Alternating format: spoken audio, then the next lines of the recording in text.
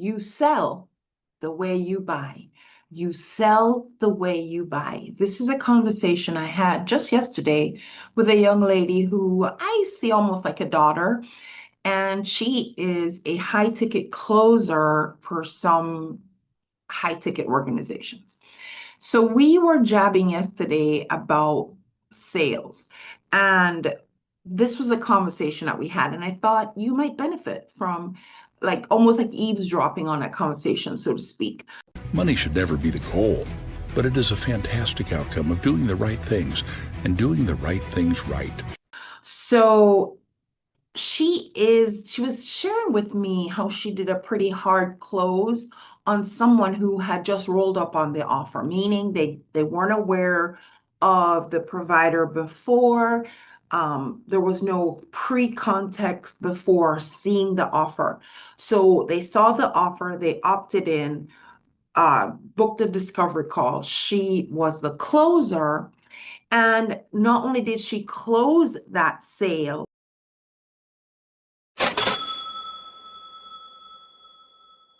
the lady she sold said, wow, I've never seen closing like that. And this woman taught sales and closing to her own team.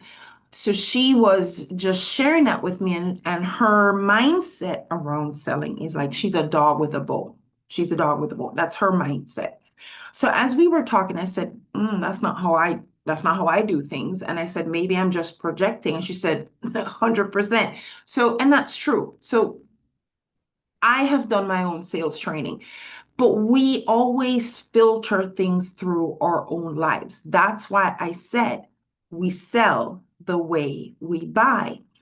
She is an impulsive shopper. I'm not.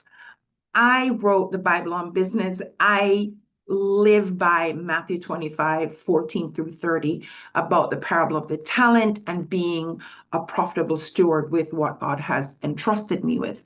And I take that seriously. And because of that, I I am very intentional about not being an impulsive shopper. What I have done for myself, you remember now, you sell the way you buy, right? So I'm just sharing with you. I have a running email category that I call Get This Later.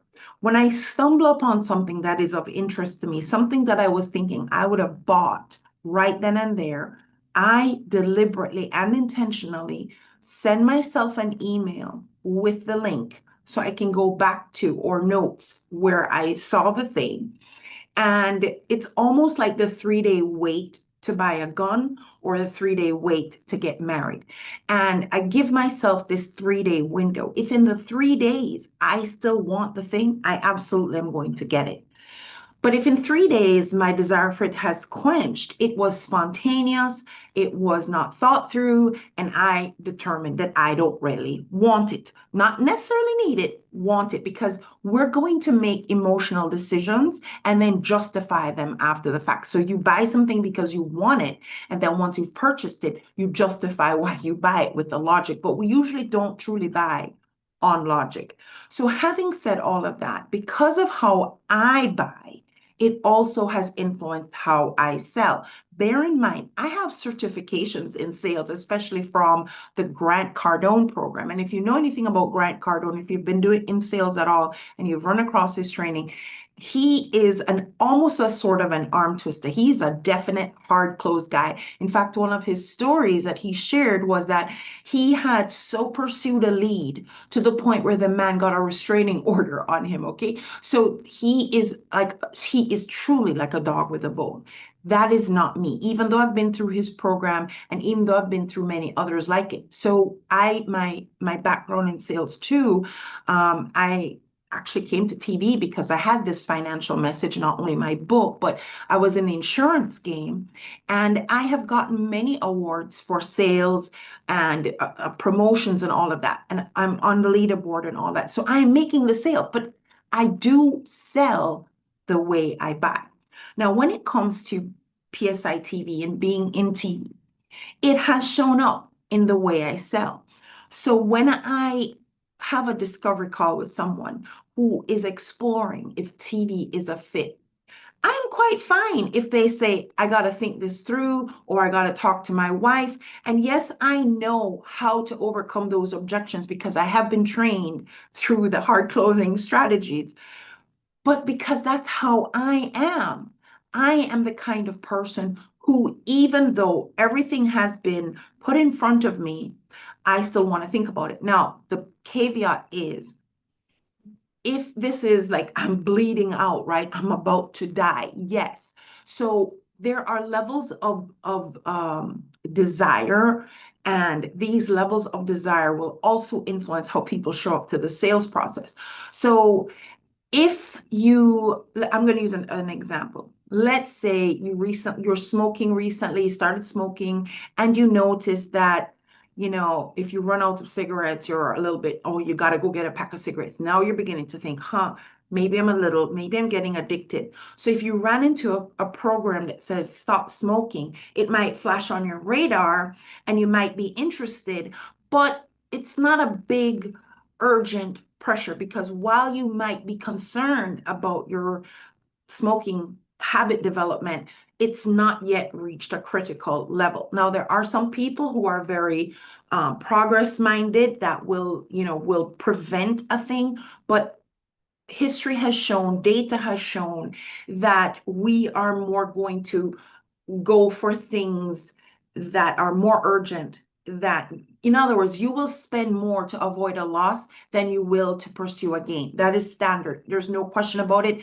The data proves it. It doesn't mean it's hard and fast 100%. But if you had to do something to avoid losing $1,000, you would more take that action quicker than if you had to do something to gain $1,000. So going back to our smoking story. So let's say now you've been smoking for a while and you now had an incident that took you into the hospital and the doctor said, wow, because you're a smoker, we had some challenges. Now that has raised the stakes for you. And when you come across an opportunity, a program to say that helps you stop smoking, now the need or the desire for it is even more. So this person is going to be more open to making that sale than the person who was just mildly concerned. Okay, now there's the stakes have been raised, and this is a little bit more important to you, not urgent yet, just more important to you. And now you're not, now you might start looking at programs, like intentionally researching them, but you still haven't committed yet. But let's say now you have to live with an oxygen tank and they've given you a terminal case that you're going to die in 6 months. All of a sudden, it's like a bleed out, and you're going to do whatever it takes, spend whatever it costs, jump at the first opportunity. So there's two things going on here. You are going to sell the way you buy. So if you are a cheapskate, you're going to attract cheapskates. I'm just telling you, a lot of times we want to attract high ticket people are going to just spend money. If you're a cheapskate, they're not coming your way. You're going to sell the way you buy and you're going to attract who you are, not who you want. So if you're a cheapskate, you're going to attract cheapskate. If you want free, you're going to attract freeple people, people who only want free. And you will be wondering why you won't make sales. You are going to sell the way you buy. You're also going to give up quickly because you're going to sell the way you buy. Now, if that way you sell and way you buy is matched with high desire, now we have a new formula situation going on, because even if you were a hard high ticket closer and you had all the arm twisting tactics under your belt, if that hard closer has met with someone who's only mildly interested, it's harder for that hard closer to close the person with a mild interest. So what you're going to see them do is jack up the pain point or attempt to. We need the sales process is far easier when it feels like you're at bleed out levels. Okay, so you're going to find that a strategy for making the sale is to enhance the pain point, drive home the pain point. Now, having said that, one of the things that influences how I sell, remember, we sell the way we buy, is the idea that I know what I have is valuable. And I'm not trying to convince anyone. That's the other thing, because when you try to convince somebody of something, it's somewhat manipulative. And if you meet a hard closer who's also manipulative, oh my God, that leads to something that I refuse to be a part of, and that leads to buyer's regret. So I refuse to be a part of a buyer's regret experience. So I know the value of the offers that I have. If you don't see it, either I have not done a good job communicating that value, or you are not at a place of pain where this is truly a solution that you're ready to commit to. And I am not going to be that hard closer unless, here's where I will put on a little bit more of the pressure. Let's go back to the smoking example.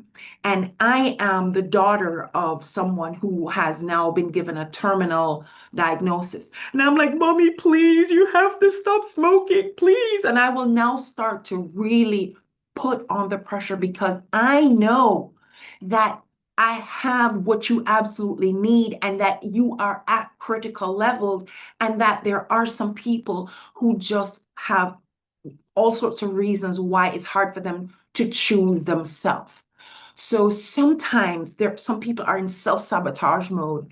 And even when something is going to close off that bleed out, they are in such self-sabotage mode that they literally are committing suicide, slow suicide. They're allowing themselves to die. They can see it, they're aware, they have the diagnosis, and they still smoke. Okay, there's going to be those people. But there are going to be those people who will, at this point, relent on being so stubborn. Okay, so this whole conversation is about we sell the way we buy, marrying that with the level of urgency of the need, or your ability to enhance the perception of that need. In addition to, if you feel like you are serving that person or attempting to manipulate them. This chica over here, I am not into regret purchases. Therefore, if we have a conversation and you don't see the value, and I understand where you are in your level of need, if I perceive that your level of need is right up there and this truly is the best solution for you, I may really work a little bit harder to get you to see it, but I refuse to be the person who, well, I take that back. I would rather you get the problem solved and try and figure out how you're going to make it work for you. And I give people a 3-day window to change your mind. So even if you were convinced in the moment and then 3 days later you change your mind, I give people 3 days to change your mind on moving in to an offer that I have put before them. That's one of the high ticket offers that we have. So I just wanted to share this because I thought this conversation was just amazing that I had with this young lady, and all that it led to, and the fact that many of you are experts, you're authors, you're business owners, you're trying to make sales, but maybe you haven't committed to sales training. Let me just tell you, being in the PSI TV seat and interviewing so many of you, some of you understand at some level that your business isn't going to sell itself. You know, a lot of people say my work speaks for itself. No, it doesn't. No, it doesn't. Okay, it does not. Just get real here. Your work does not speak for itself. In fact, if your work is that good and you are not visible, somebody else will take credit for what you have done, and you'll get all upset and everything. But it doesn't matter if you are not visible as the creator of the offer. If you're not visible as the expert of the thing, somebody else will either get the sale or somebody else will take the credit. Your work will not speak for itself. You are the voice of your work. And if you fail to step up, nobody's going to know you are a solution to what they need, and that you actually are the one of all the other options out there that they should be working with. So I hope this was of some value to you. Trudy Beerman here. And if you see the need to expand your audience base so that you get in front of new audiences, that you are on a platform that is not only visible but authoritatively credible, and less noisy and distracting. One of the things about TV over YouTube, guys, is that when you go to YouTube, there's all these distracting. In fact, page one of YouTube, you go to YouTube to watch something that you wanted to go see. Page one of YouTube has everything that YouTube knows you want. And 1 hour later, you still haven't watched that video yet. TV doesn't do that. TV opens up that big screen and the show is the show. Okay.